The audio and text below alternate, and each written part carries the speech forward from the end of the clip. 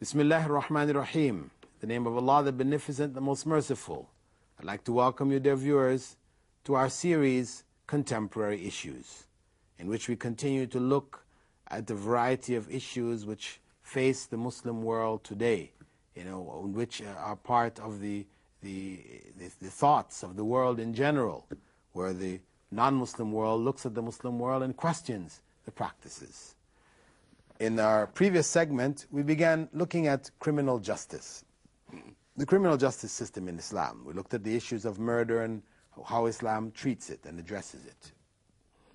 In this segment, we're going to be looking at theft, the issue of what to do when somebody steals. Muslims are noted for chopping off hands, or oftentimes in the media they will say hacking off hands, as if Muslims will take a hacksaw, and saw off people's hands. Of course, it's not done in this way, but this is the media hype to give the impression of savagery amongst Muslims, that this is how they deal with the crimes. The fact is, yes, according to Islamic law, it is mentioned in the 5th chapter of the Quran, verse 38, Allah says there, "As for thieves, both male and female, cut off their hands as recompense for their deeds, and an exemplary punishment from Allah." This is there. We have no doubt about it. Islam prescribes the amputation of the right hand of a person who steals. But there are conditions. There are conditions. It's not just applied, to anybody under any circumstance at any time. At one point, we have to start off with the issue of the times. If there are times of starvation, famine, there is some kind of tragedy in the society, people are in the states of desperation, when a person steals under these circumstances, just to survive, then the law is not going to be applied. The law will be suspended during those periods. Secondly, if a worker stole from his boss who withheld his pay, for example, then again, the law will not be applied because he's stealing what is really his. Thirdly, if what he takes is considered to be public property, a person steals, for example, the fittings or rugs from a mosque or public transport, something like this, it's wrong. Punishment will be applied on that individual, but not cutting off the hand of the thief, because he had a part of that being public property. He had a right in it. Part of it was his. He shared in that right. Fourthly, if the value of what is taken was less than 10 dirhams, then they're not going to cut off the hand for it.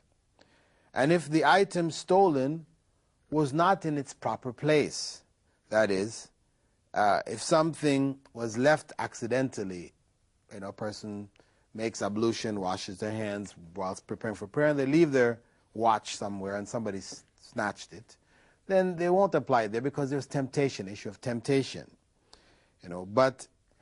Meaning that the law is applied really for the person who is the professional criminal, the pickpocket, because there's no temptation in picking the pocket. This is something a person has to train himself for, or herself.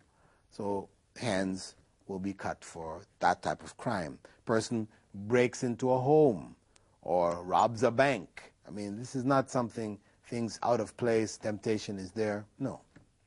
But what we find is that when the law is applied, you find in the society that the rate of theft drops drastically, as it did in Saudi Arabia when it was applied, as it did in the Sudan when it was applied.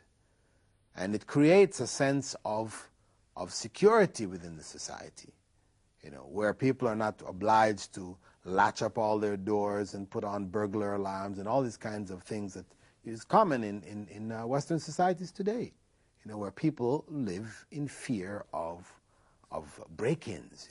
Everybody's home on the block. Everybody, is experiencing this. Now, one point should also be mentioned is that when the hand is cut off, it's not sawn off again by a hacksaw, but it is amputated. And if the person repeats the crime, then the left foot is removed at the ankle. The left foot is removed at the ankle. And again, not sawn off, but amputated. And if a person, continues crime even after all of that, then the law does permit his execution, because this is obviously a criminal who cannot be reformed. There's no chance to stop this individual. Only thing is to put him down like a wild animal who just, is a danger to the society and just no way of controlling it. So that individual his life is taken for the protection of the society and the security of the society as a whole. And as I said, the punishment, of course, it may seem very harsh, but it carries with it, as Islamic punishments carry with them, deterrent value. The idea of losing one's hand. It is something which will cause a person to think twice. You go to jail for a year or 6 months or whatever for stealing. People are willing to take the chance, but to lose your hand or lose your foot, these situations will cause a person to think more than once before committing such crimes. Now, another area of criminal punishment is that for adultery and fornication, where Islam prescribes for adultery stoning to death, for fornication 100 lashes. And one point to note is that the application of these laws, whether it is cutting off the hand of the thief, or whether it is executing the murderer, or stoning to death the fornicator, or 100 lashes for one who was not married, who was involved in illicit sexual relations, these are done publicly. The law prescribes that people from the believers should be present to observe it. Not for entertainment. The idea is not for entertainment of the public, but for them to see Allah's laws in application. And the sight of it helps to enforce or to reinforce in the minds of the people, that God's laws are being applied and we should avoid these kinds of crimes. And Western law used to be applied that way also. It used to be applied publicly. The criminal was executed publicly. However, when it shifted to punishment done inside of a dungeon, inside of a prison, nobody sees it, it's only a statistic in the paper, so-and-so was executed for this crime, then it doesn't have that deterrent effect that it would if it were done publicly. Of course, it still has some, but the impact is not as great. And this is why this is a condition for the application of Islamic law, that it be done publicly. Now, when we come to the issues of fornication and adultery, and the West's attitude towards Islamic application of these laws, they look at this as being really outmoded. How to do this in these times? The reason for this is that there has been a change in moral standards in the West. Where the president himself of the country, presidents of these countries, may be known for adultery and fornication. The society accepts it. It elects them knowing these things. You go back 20 years ago, 30 years ago, it was inconceivable, that a president in these countries or prime ministers, could be elected or could become head of state knowing that they were involved in these kind of things. However, in our times, with the change in the morality of the society, this has become acceptable. It's become a norm. So naturally, in a society where adultery and fornication have become norms, they're accepted, nobody questions it, it causes the breakup of marriages and things like this. However, it's been decriminalized. It's no longer a crime because it's consenting adults. Consenting adults are involved in it, and this is the principle which governs the rightness and wrongness of sexual relations. As long as they say, it's between consenting adults, then really the society has no business to punish them or to be involved. To punish them or to get involved in their affairs is on the basis of religion. It's religion which says, no, this shouldn't take place, etc. And according to Western systems now, they're secular. which means that religion has no place to play in the application of law. So, with this kind of an attitude, where we are evolved beings, our great-grandparents were monkeys, well, monkeys don't have any problems in fornication. We don't even see issues of adultery because they don't get married. So why should we be making all of this? I mean, it's something which we have introduced. We're really only animals anyway, so no big deal. So the idea now of punishing somebody for this is something abhorrent in many Western systems. I'm not saying that every single individual in the West holds these views. In fact, there are many people in the West who are very much saddened, sickened by the changes in the moralities of the society. But I'm just talking about the system and as it is portrayed through the media and through the international political systems, whether it is through the UN or whatever. These attitudes are being promoted, especially promoted in the Muslim world, where there is a resistance to this kind of thinking and this kind of approach to life. However, when we go back to the actual application of this law within the Muslim system, we have to recognize that this application is not just across the board. Somebody accuses somebody of fornication or adultery and all of a sudden the law is being applied. No. Islamic law requires that there be 4 witnesses for the application of this law, whether it's lashing because it's fornication, people who are not married, or it's stoning to death in the case of adultery where people are having illicit sex who are married. These laws are not applied unless there are 4 witnesses, 4 people who have seen them in the act, and 4 reliable witnesses, not just anybody you pull out of the woodwork, you can pay them some money, but people who are known to be just and righteous people in the society. They're not known to be corrupt and these type of things. So without those 4 witnesses, the law cannot be applied. And because of that, the number of cases of people stoned to death and lashed for adultery, very few.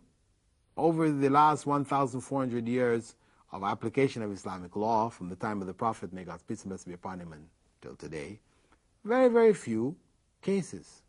They can be counted, within the 10s and the 20s. Why? Because the evidence for it is very difficult to establish. Now, what is the evidence? The evidence has to be a confession. People confess. They're caught and they confess. Or a woman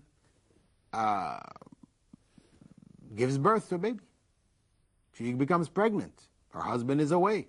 He's out of the country. He's been out of the country for the last 9 months, and she's delivering a baby. These are the signs. So where there's clear evidence, then the law will be applied. But accusation is not sufficient. The woman, for example, who, she is caught, she's pregnant, she points the finger and says, he did it. They're not going to, they'll question him, did you do it? If he said no, they cannot apply the law. Why? Because she could be pointing at somebody she doesn't like. Maybe it's not that person at all. But, the person who was involved, who she loves, she wants to save him, but there's somebody she'd like to get back, and so she says, he did it. And in fact, he didn't. So these kind of accusations, not acceptable. In fact, from Islamic law perspective, if you accuse somebody and you don't have these witnesses, then you are lashed 80 lashes publicly. So it's considered very serious. Sexual slander, to slander somebody saying that they've committed adultery or they committed fornication, is very, very serious. If you don't have the evidence, then according to Islamic law, you have to be silent. Now, in a case where a husband or a wife catch each other in the act, they don't have the evidence, then they can raise their case before the court and their marriage can be dissolved on the basis of it. Right? But the law will not be applied of punishment to either party unless the evidence is there, unless there's a confession, there's a pregnancy, or witnesses. So basically, the law is a deterrent. As we said, it's rarely applied, but it's a deterrent, something to discourage people. And as a result of that, you find that the rate is quite low in Muslim countries in general. I mean, when we go back and we look at public displays of affection, which have become a norm in Western societies, where people hold hands, they kiss and hug each other publicly in the society, and I mean, you go to a park, etc. in the West, I mean, you don't know what you could find happening there. You go there with your family, sometimes it's very embarrassing, because this has become a norm. People don't feel anything wrong with it, shaking the hands of your guests, female guests, his man comes with his wife, shaking her hand, even kissing the wife of somebody else. I mean, it's considered part of normal social, etiquette in the West. Whereas from an Islamic perspective, this is discouraged. It's discouraged, strongly discouraged. Why? Because these kinds of interactions can lead to corruption, and we have people, especially people getting together, in states where they're involving using alcohol, things like this. It's very easy for the limits to be broken. There's a case a few months back, of a couple, a man and a woman. They met each other. They're flying from New York to London. They didn't know each other. They happened to be sitting next to each other in business class. They have a few drinks. Next thing you know, they're involved in these activities, cover themselves with a blanket. People around them are saying, stop, stop. The stewardesses are coming, stop, stop, don't do this. So they went on through it. Of course, when they arrived, they were arrested. But something like this, public, sexual intercourse in public in front of people like this, I mean, this happens. I mean, this because of this relaxation, this moral decadence which has spread, where these kind of practices, though maybe objected to in this instance, but people are going to movies and watching this. I mean, this is the movies are promoting this. This is, fornication, adultery is the norm for moviegoers today. So if people are constantly bombarded with this as being a norm, the movie stars are doing it, and they're portraying people from all walks of life. Common people, normal people. But everybody seems to be involved in one way or another in fornication or adultery. And this is what the movies are telling us. Then, naturally, people will be encouraged in their personal lives to be involved in such practices and activities. So, Islam looks at the family structure as being very important. As in the case of theft and the cutting off the hands of the thief, security of the society is looked at as very important. In fact, the thief who is involved in armed robbery, according to Islamic law, that person can be executed. When you take out weapons against the society, there's a danger. You're creating a major security threat. In those circumstances, such people may be executed. Rape. Weapons are taken out and people are forced. It's death. This is to keep this kind of harm from the society and maintain a level of security. Similarly, for the sake of the family, protection of the family. Family is the core of the society. Once that breaks down, you're finished. So in order to protect that family, the laws are very strong. Islam encourages, marriage early. It permits polygamy. All of the things that are there. Divorce is not inaccessible. So where people have problems, etc., these things can be worked out. There are other options for them. So beyond that now, any kind of illicit sex from Islamic perspective is considered a grave crime. And as such, the punishment is very, very grave. And I should mention, as we close, that the punishment for adultery is not something which Islam introduced, meaning the Prophet Muhammad ﷺ introduced it. This is found in Mosaic law also. It's been around. It's not something newly introduced. Islam revived it, brought it back to the forefront, and established it and has kept it alive until today, where in other societies it has been lost. The idea is now considered outmoded. With that, dear viewers, I'd like to thank you for being with us in this segment of our program, Contemporary Issues. I hope that some light has been shed on these issues for you, that you can better understand the Islamic stance in regards to these issues, and how they are relevant today, and how society still will benefit from it and will continue to benefit from it until the last day. With that, dear viewers, I'd like to bid you farewell. Assalamu alaikum wa rahmatullahi wa barakatuh.